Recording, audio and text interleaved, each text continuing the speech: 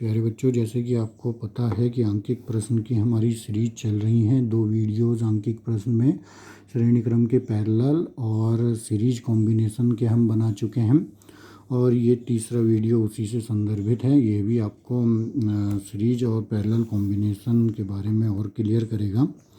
तो देखिए प्यारे बच्चों, अभी तक हमने जो एक वीडियो 2-3 पीछे बनाए इसके न्यूमेरिकल संदर्भित, उसमें वायर कनेक्शन का हमने जिक्र किया था और सीरीज और पैरेलल कॉम्बिनेशन का जिक्र किया था। अब जो हमारा न्यूमेरिकल हम इस वीडियो में देखेंगे वो इनफाइनाइट जो सीरीज होती है इनकी संधारित्रों की, इनफाइनाइट कैपेसिटर सीरीज जो होगी या नेटवर्क जो होगा उससे संदर्भित इसमें सवाल करेंगे। बहुत लंबी सीरीज होगी और उस सीरीज का पूछा जाएगा भैया तुल्य प्रतिरोध ज्ञात करो। इसमें भी वही कॉन्सेप्ट है जो उसमें पढ़ा, ए व बी बिंदु के बीच तुल्य प्रतिरोध ज्ञात कीजिए। तुल्य प्रतिरोध बोल रहा हूँ बार बार, तुल्य धारिता, ए व बी बिंदु के बीच तुल्य धारिता ज्ञात कीजिए। तो तुल्य धारिता अगर आपने ज्ञात कर ली ए और बी बिंदु के बीच, तो ये सारे आपके न्यूमेरिकल समाप्त हो जाएंगे। तो देखिए, पहला आपका है ए बिंदु, दूसरा बी बिंदु, ठीक है। अब लंबी सीरीज वाले क्वेश्चन हमारे चालू हो रहे हैं। लंबी सीरीज में देखिए इस प्रकार से एक सीरीज बन रही है। 1 माइक्रोफैरड का संधारित्र ये लगा दिया और इस प्रकार से 2 माइक्रोफैरड का ये लगा दिया और यही चीज़ बार बार रिपीट होती है। 1 माइक्रोफैरड ये और 2 माइक्रोफैरड ये, ऐसे ही 1 माइक्रोफैरड ये 2 माइक्रोफैरड ये, 1 माइक्रोफैरड ये, ऐसे 2 माइक्रोफैरड ये से 1 माइक्रोफैरड ये। तो इस प्रकार ये सीरीज जो है वो बहुत लंबी चली गई अनंत तक, ठीक है, समझ गए होंगे। जो आपका देखिए रिपीटिंग चीज़ क्या है, ये 1 माइक्रोफैरड, ये 2 माइक्रोफैरड, ऐसी 1 2 1 2 1 2 1 2 ऐसे ये बढ़ता रहे और ये रिपीट होता रहे। तो ये जो चीज़ है इस वाले सवाल को आप आसानी से कर सकते हैं, ठीक है। कैसे, देखिए 1 2 माइक्रोफैरड है, ऐसी 1 2 माइक्रोफैरड, मतलब ये जो चीज़ है रिपीटिंग चीज़ है, यही चीज़ बार बार रिपीट हो रही है और पूछा गया भैया ए और बी बिंदु के बीच तुल्य धारिता ज्ञात कीजिए। और ये कहीं रुक नहीं रही है, अनंत तक जा रही है, बहुत दूर तक जा रही है, ठीक है। तो हमने क्या मान लिया भैया कि ए व बी बिंदु के बीच, ए व बी बिंदु के बीच माना ए व बी बिंदु के बीच तुल्य धारिता कुछ भी मान ली, कितनी है, मान लो x है, ठीक है। हमने इसमें मान लिया कि ए और बी बिंदु के बीच तुल्य धारिता x है, ठीक। अब देखिए हमने क्या कॉन्सेप्ट इसमें यूज करना है। ये वाला आप भाग देखिए, यही भाग है जो बार बार रिपीट हो रहा है। एक भाग तो ये है 1 माइक्रोफैरड 2 माइक्रोफैरड, और ये भाग बार बार रिपीट हो रहा है 1 2 1 2 1 2 1 2। तो इस पूरे को देखिए अनंत है, अनंत मतलब बहुत दूर तक है, ठीक है। तो जब इसकी धारिता पूरे की x है, तो ये जो भाग हमने जिसमें हमने ये अलग से डोनेट किया, वो डिनोट किया है जिसे, तो इसकी धारिता भी तो x होनी चाहिए क्योंकि अनंत चीज़ है, ठीक है। इतनी चीज़ है, अनंत है ये पूरा का पूरा, तो ये इसमें थोड़ा सा और जुड़ रखा है, ठीक है। तो जब हमने पूरे की x मान ली तो इसकी भी हमें क्या पता चल जाएगा, इसकी भी x है, ठीक है। तो हमने ये कॉन्सेप्ट मान लिया कि भैया जो ये पहले वाला था अगर उसकी धारिता x है तो ये जो रिपीटिंग वैल्यू है इस पूरे की भी x होगी, ठीक है। तो इस हिसाब से अब हमारा इतना बड़ा जो डायग्राम है वो ना बन के एक छोटा सा डायग्राम बन जाएगा। ये ए बिंदु हो गया, ये बी बिंदु हो गया और ये 1 माइक्रोफैरड इससे जुड़ा हुआ था और ऊपर की तरफ ये 2 माइक्रोफैरड जुड़ा हुआ है और ये पूरा का पूरा हटा के हमने ये x धारिता का एक तुल्य प्रतिरोध इसके साथ लगा दिया। तो अब ए और बी बिंदु के बीच 1 माइक्रोफैरड है, 1 2 माइक्रोफैरड और एक x माइक्रोफैरड मान लिया, ये 3 इसमें है। अब बस आसानी से अब इनको सॉल्व कर सकते हैं। हमें पता है भैया ए और बी बिंदु के बीच जो तुल्य प्रतिरोध है, तुल्य धारिता है, वो भी x है, ठीक है। और इन तीनों जो हमारे को दिख रहा है वो कैसा कॉम्बिनेशन है, सीरीज कॉम्बिनेशन है। तो पहले इन तीनों का सीरीज कॉम्बिनेशन अगर हम देखें, सी ई इक्विवेलेंट जो आएगा वो क्या आएगा, 1/2 प्लस 1/1 तो है ही,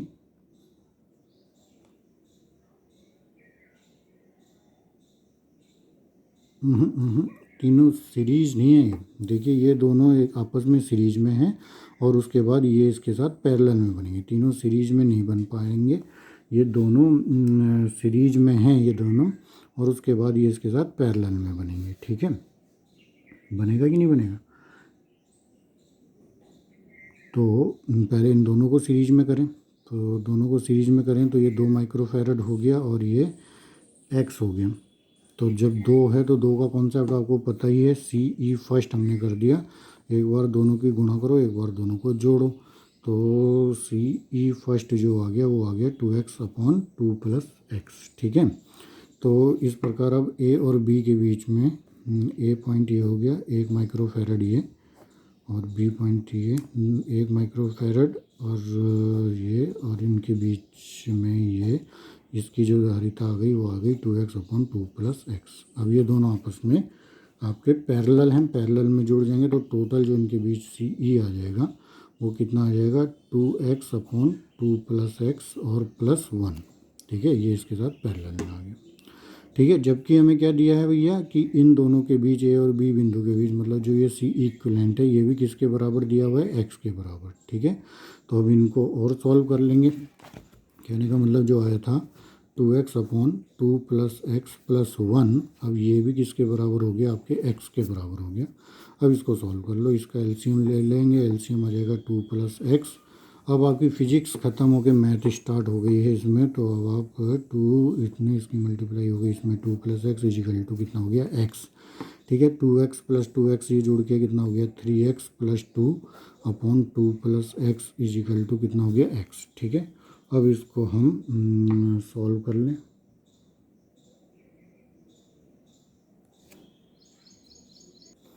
इसकी क्रॉस मल्टीप्लिकेशन कर दो तो कितना आ गया, 3x + 2 = 2x + x², ठीक है।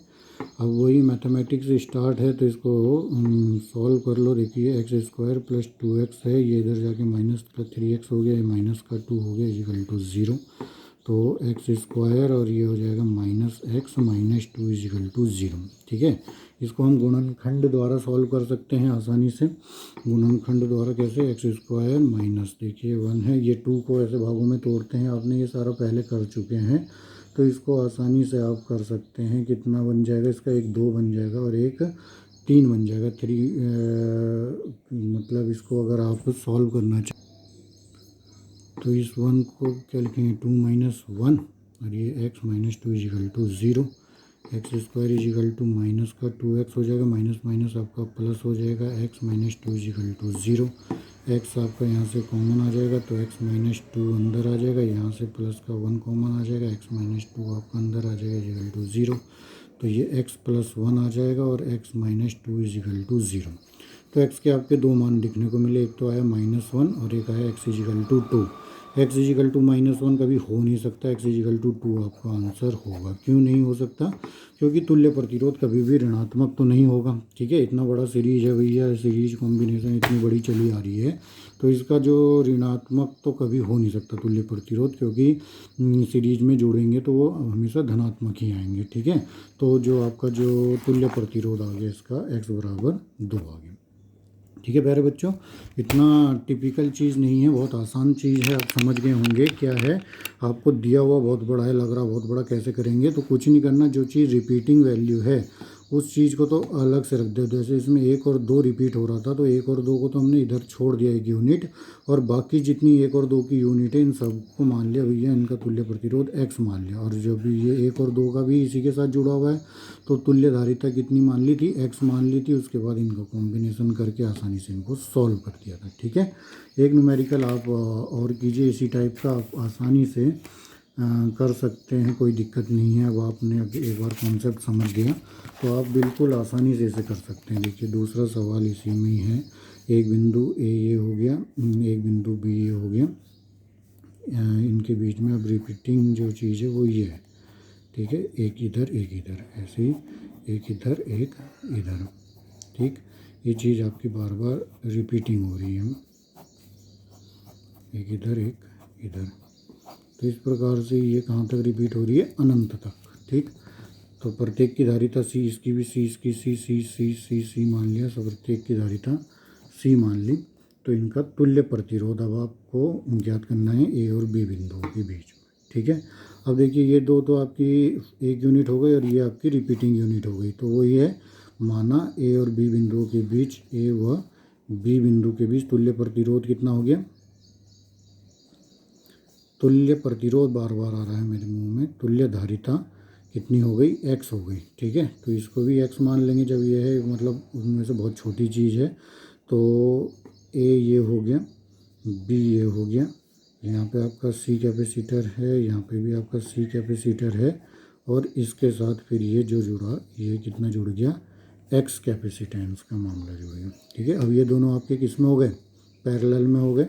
तो a और b के बीच में अब आपका क्या कॉन्सेप्ट हुआ, ये आपका C कैपेसिटर है और ये दोनों जब आपके पैरेलल में हो गए तो ये दो इस प्रकार का C प्लस एक्स का एक बन गया।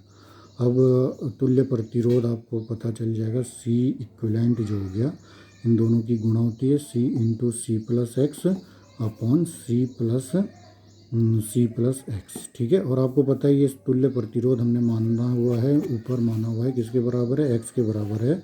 तो ये x के इक्विवेलेंट आ जाएगा। तो x equal to c square plus c x upon 2c plus x, ठीक है।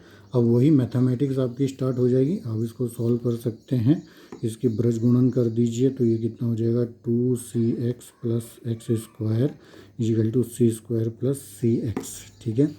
इनका कॉन्सेप्ट वही क्लियर कर दें, एक्स स्क्वायर इधर है, ये इधर आ जाएगा तो प्लस 2cx है, और ये इधर आके माइनस का cx हो गया, और ये भी इधर आके सी स्क्वायर इजिकल टू कितना हो गया, 0। तो जो आपकी समीकरण आ जाएगी, एक्स स्क्वायर प्लस के cx और माइनस का सी स्क्वायर इजिकल टू 0। अब ये आपकी एक द्विघात समीकरण बन गई, x square plus c x minus c square equal to 0। अब आप इसको सॉल्व कर सकते हैं। आपने एक फार्मूला पढ़ा है श्रीधराचार्य की इक्वेशन को लेके इसको सॉल्व कर देंगे। श्रीधराचार्य का क्या फार्मूला है, आपको कहीं पे भी निकालना है तो x equal to minus b plus minus under root B square minus 4ac upon 2a, ठीक है। तो ये जो आपकी समीकरण है वो लिख लेते हैं एक बार, x square plus c x और minus c square equal to 0, ठीक है। तो इस समीकरण में आप आसानी से देख सकते हैं कि क्या b है, क्या c है, क्या a है। देखिए a इसका गुणांक होता है, b इसका गुणांक होता है, c इसका गुणांक होता है, ठीक है। तो a क्या है, 1 है, ठीक है। b आपका कितना है, c है, और जो c है आपका वो कितना हो गया, माइनस का सी स्क्वायर है, ये c है, ठीक है। b आपका इसका गुणांक है, c है, c माइनस का सी स्क्वायर है, a इजिकल टू आपका 1 है, ठीक है। अब आप इसको ये ए बी सी के मान इसमें रख के एक्स की वैल्यू फाइंड आउट कर सकते हैं। एक्स इजिकल टू कितना हो गया, माइनस बी कितना है, सी के बराबर है, तो बी इजिकल टू सी हो गया, plus minus under root B square मतलब सी का स्क्वायर, माइनस ऐसी है 4 हो गया, ए का मान 1 है, सी का मान माइनस सी स्क्वायर है, तो माइनस माइनस प्लस हो जाएगा, और ये सी स्क्वायर हो गया अपॉन 2 इंटू ए का मान कितना है, 1 है, ठीक है। तो इतना आ गया। तो अब इसको सॉल्व कर दो, X square X equal to minus C ऐसी है, plus minus under root C square plus ये 4c स्क्वायर हो गया अपॉन 2, ठीक है। एक्स इजिकल टू कितना हो गया, minus c plus minus under root 5c square upon 2, ठीक है। तो यही आपका देखो, सी स्क्वायर इसके अंदर है, सी बाहर हो जाएगा, अंडर रूट 5 अंदर आ जाएगा, तो एक्स इजिकल टू दो चीज़ बनेगी, एक माइनस सी प्लस में आ जाएगी आपकी सी रूट 5/2, और एक बनेगा आपका x equal to minus c root 5/2, ठीक है। देखिए ये माइनस माइनस ये तो हो नहीं सकता, क्यों, क्योंकि इक्विवेलेंट कैपेसिटेंस माइनस में है। तो जो आपका मेन आंसर है वो यही आ जाएगा, x equal to -c plus c √5/2। ठीक है, इसमें आप और अगर सही करना है और वो करना है तो c को कॉमन ले लो, तो अंदर बच जाएगा √5 + 1 और -1/2। तो ये आपका इसका सॉल्व करके आया। तो इस प्रकार से समझ गए होंगे प्यारे बच्चों, जब भी आपको इस प्रकार की कोई सीरीज़ दी हो तो सीरीज़ में कॉमन टर्म ढूंढो और बाकी कॉमन टर्म को आप एक इक्विवेलेंट x के बराबर मान सकते हैं। ठीक है, तो इस प्रकार के न्यूमेरिकल्स कभी कभी पूछे जाते हैं पेपर्स में, तो आपको इनको सॉल्व करना है। ठीक है, अब हम बढ़ते हैं नेक्स्ट जो टाइप है, बहुत इम्पोर्टेंट टाइप है, व्हीट स्टोन ब्रिज। तो व्हीट स्टोन टाइप के जो न्यूमेरिकल होते हैं वो भी पेपर में पूछे जाते हैं और हम उसमें कंफ्यूज हो जाते हैं कि क्या करें, इसमें कहीं कॉन्सेप्ट ही नहीं लगता। तो इसको भी समझिए, व्हीट स्टोन ब्रिज। पहले आप व्हीट स्टोन ब्रिज के बारे में जल्दी से हल्का सा समझ लीजिए।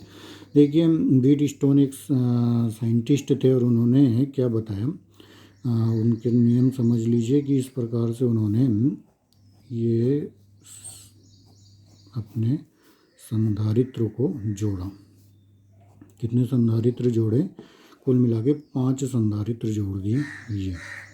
ठीक है, एक चतुर्भुज है, उस चतुर्भुज की प्रत्येक भुजा में एक एक संधारित्र है और एक विकर्ण पे एक संधारित्र है। ठीक है, इस प्रकार एक संधारित्र C1, एक संधारित्र C2, एक संधारित्र C3, एक संधारित्र C4, एक संधारित्र C5। ठीक है, और इस प्रकार उन्होंने इनके नामकरण कर दिए ABCD। ठीक, तो उन्होंने क्या नियम दिया? देखिए, उन्होंने नियम दिया संतुलन की अवस्था में, संतुलन की जो अवस्था होगी A व D बिंदु के विभव समान होंगे। ये एक नियम था। ए नहीं, बी और डी बिंदु, बी बिंदु ये और डी बिंदु ये, मतलब जब ये संधारित्र हमारे इस प्रकार से जुड़े हैं और ये संधारित्र क्या आ जाए, संतुलन की अवस्था में आ जाए। संतुलन की अवस्था भी समझिए, संतुलन की अवस्था क्या होती है कि C1/C2 = C3/C4। ठीक है, ये संतुलन की अवस्था कहलाएगी कि C1 और C2 का अनुपात C3 और C4 के अनुपात के यदि बराबर आ जाए तो ये अवस्था क्या कहलाएगी, संतुलन की अवस्था। ठीक है, तो ये इस स्थिति में B और D बिंदु की क्या होती है, विभव समान होते हैं। तो जब B और D बिंदु के विभव समान होंगे तो इसके बीच में जो ये कैपेसिटर जुड़ा होगा C5 वाला, ये अस्तित्वहीन हो जाएगा, इसका कोई भी मामला नहीं रहेगा प्रकाश में। तो उस प्रकार से ये कैपेसिटर C1 और ये कैपेसिटर C2 ये एक दूसरे के सीरीज में हो जाएंगे, ये कैपेसिटर C3 और ये कैपेसिटर C4 ये एक दूसरे के सीरीज में हो जाएंगे, और दोनों जब सीरीज में हो जाएंगे तो ऊपर वाला और फिर नीचे वाला ब्रांच एक दूसरे के पैरेलल में हो जाएंगे।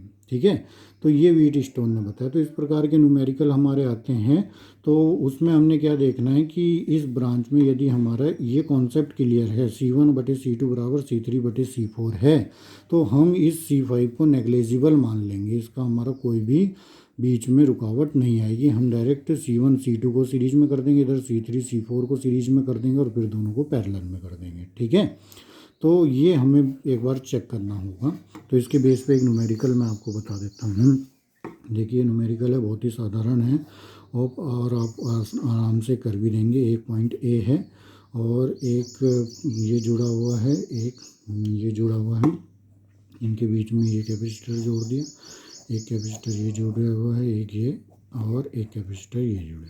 ठीक है, वही है, एक कैपेसिटर मान लो 1 माइक्रोफेरेड का हो गया, ये 3 माइक्रोफेरेड का हो गया, ये 2 माइक्रोफेरेड का हो गया और ये 6 माइक्रोफेरेड का हो गया, और ये पॉइंट है B। अब A और B के बीच तुल्य प्रतिरोध निकालना है, ये 4 माइक्रोफेरेड का। ठीक है, अब देखो मैंने बताया C1 और C2 का कॉम्बिनेशन जो का अनुपात जो है C3 और C4 के अनुपात के बराबर होना चाहिए। ठीक है, तो किसी को भी मान लो, ये C1 मान लो, ये C2 मान लो, ये C3 मान लो, ये C4 मान लो। ठीक है, तो C1/C2 देखिए, C1/C2 कितना है, 1/3 है, जबकि C3/C4 जो है वो 2/6 है। तो ये भी 1/3 हो गया और ये भी 1/3 हो गया। तो हमें साफ दिख रहा है C1/C2 इजिकल टू C3/C4 के बराबर है कि नहीं है। तो जब बराबर आ गया C1, तो ये जो 4 माइक्रोफैरड का संधारित्र है ये अस्तित्वहीन हो जाएगा, क्योंकि इनके इस सिरे पे और इस सिरे पे वोल्टेज बराबर होंगे। वोल्टेज बराबर होने के कारण इसको हम नेग्लिजिबल मान लेंगे। तो इस प्रकार अब हमें केवल 1 2 3 4 ये संधारित्र दिखेंगे, इसको हम छोड़ देंगे। क्यों? क्योंकि ये इसको फुलफिल कर रहा है, संधारित्र के जो संतुलन की अवस्था है C1/C2 बराबर C3/C4 को फुलफिल कर रहा है। तो इस प्रकार से अब आप देख सकते हैं कि आपका जो वो न्यूमेरिकल था वो इस प्रकार से बन गया। बीच वाला हमारा पार्ट छूट गया ऑटोमेटिक, क्योंकि वो व्हीटस्टोन सेतु के द्वारा संतृप्त अवस्था में आ गया था। ठीक है, तो 1 माइक्रोफैरड ये हो गया आपका, 3 माइक्रोफैरड ये हो गया, 2 माइक्रोफैरड ये हो गया और 6 माइक्रोफैरड ये हो गया। ठीक है, अब आप इसे ए और बी बिंदुओं के बीच जो बीच वाला है वो छोड़ दिया। क्यों छोड़ दिया? क्योंकि वो संतुलन की अवस्था के कारण बी और डी बिंदु जो थे उनके बीच में हमारा क्या आ गया था, पर विभव समान हो गया था। ठीक है, अब इन दोनों को आप आसानी से सॉल्व कर सकते हैं। 1 माइक्रोफैरड और 3 माइक्रोफैरड दोनों आपके सीरीज में है, तो सीरीज में आपको पता है कि वही कॉन्सेप्ट है। CE फर्स्ट कर दो पहले, 1 × 3 प्लस 1 ऊपर गुणा नीचे जोड़, तो 3/4। तो इनका तुल्य प्रतिरोध हो गया। नीचे वाले का CE सेकेंड कर दो, 2 × 6/2 प्लस 6, तो 6 दूनी 12 और 8 ये हो गया। ये कट जाएंगे, 4 दूनी 8, 4 तियाँ 12, तो 3/2 ये हो गया। ठीक है, तो अब आपके ए और बी बिंदु के बीच दो जो बन जाएंगे, एक बिंदु ए से ये वाला तो कैपेसिटर 3/4 का हो गया, और ये वाला जो कैपेसिटर हो गया वो 3/2 का एक कैपेसिटर हो गया माइक्रोफैरड। तो अब इसे और आसानी से सॉल्व कर सकते हैं। ए और बी बिंदु के बीच में जो तुल्य प्रतिरोध हो गया वो पैरेलल में है। पैरेलल में CE जो तुल्य हो गया 3/4 प्लस 3/2 के हो गया। अब आसानी से इसको सॉल्व कर देंगे तो कितना आ जाएगा आपका, 4 वो हो गया, 3 ये हो गया, 2 दूनी 4, 3 दूनी 6 बराबर 9/4 आपका तुल्य प्रतिरोध, इस तुल्य धारिता निकल के आ गई 9/4 माइक्रोफैरड या 2.25 माइक्रोफैरड की आपकी तुल्य धारिता इसमें निकल के आ गई। ठीक है, समझ गए होंगे प्यारे बच्चों। तो व्हीटस्टोन ब्रिज का जो कॉन्सेप्ट है, ऐसे भी न्यूमेरिकल आते हैं, हम सोचते रह जाते हैं कि भैया ये कैसे जोड़ें, इसको कौन सा सीरीज कौन सा पैरेलल, जबकि इसमें हमें हटाना पड़ेगा। अब हम इसको किसी के साथ जोड़ देंगे तो हमारा पूरा खेल ही ख़त्म हो जाएगा। तो व्हीटस्टोन ने इस प्रकार के जो हमारे टिपिकल न्यूमेरिकल है उनको आसानी से सॉल्व करने के लिए नियम बताया। एक बार दोबारा से नियम सुन लीजिए। जब इस प्रकार का आपका कॉम्बिनेशन है तो संतुलन की अवस्था कब होती है, जब C1 और C2 का अनुपात C3 और C4 के अनुपात के बराबर आ जाए। तो उस बिंदु में B और D के बीच में जो भी संधारित्र होगा उसको हम नेग्लिजिबल मान लेंगे। वहाँ कोई करंट ही नहीं जाएगी, वहाँ कोई आवेश ही नहीं प्रवाहित होगा, क्योंकि B और D बिंदु का विभव क्या हो जाएगा, समान हो जाएगा। ठीक है, तो इस कारण से हम उस जो विकर्ण वाला आपका कैपेसिटर है उसको छोड़ सकते हैं। ठीक है, तो ये आपका प्यारे बच्चों एक न्यूमेरिकल व्हीटस्टोन सेतु से संदर्भित हो गया। इसका एक न्यूमेरिकल आप और कीजिए, और उसके बाद अब आप एक न्यूमेरिकल घर से भी कीजिएगा। देखिए, चलो पहले इसको कर लेते हैं। वही पॉइंट है, एक पॉइंट ए हो गया और एक पॉइंट इधर आपका बी हो गया। इसमें आपका एक ये जोड़ दिया, एक कैपेसिटर ये जोड़ दिया, एक कैपेसिटर ये जोड़ दिया, 3 ही जोड़ दिए।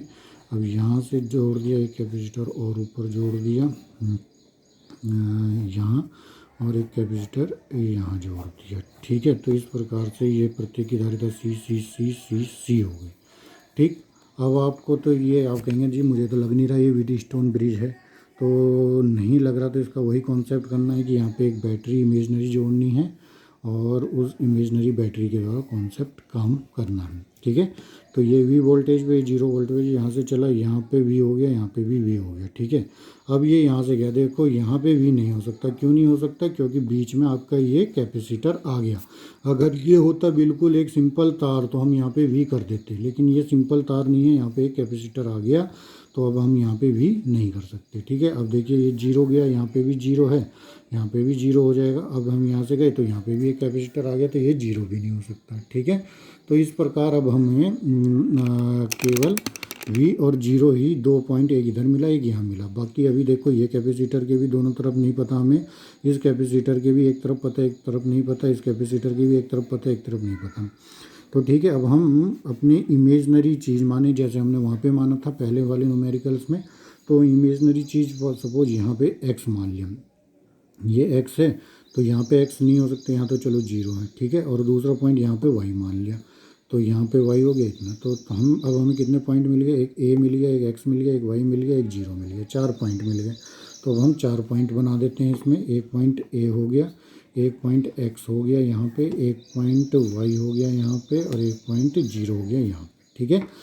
अब देखो a और x के बीच में एक कैपेसिटर है, ठीक है। तो इसका कहानी हम कर लेते हैं, a और x, ये दिख रहा है आपको, a और x के बीच में एक कैपेसिटर ये जोड़ लें, ठीक। अब देखिए ये वाला कैपेसिटर देख लीजिए, ये वाला कैपेसिटर है a और y के बीच में, दिख रहा है ये वाला कैपेसिटर a और y के बीच में है, वो a और y ये है, तो a और y के बीच में एक कैपेसिटर मान लिया, ठीक। अब अगला देख लीजिए, a और y के बाद हम अगला कैपेसिटर ये देख लीजिए,